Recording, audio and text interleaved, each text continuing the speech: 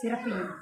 எனும் செல்வமும் எனும் மரத்தினோக்கு ஆக்கமே உணவு கரத்தினோக்கு ஆக்கமும் இல்லை அதனை மற்ற நோக்கில்லை கேடு கொள்ளும் வேண அரவணை ஒவ்வொரு செல்லும் மயிலாது எப்பொழுதுக்கு நாட்டினால் அனைத்தரான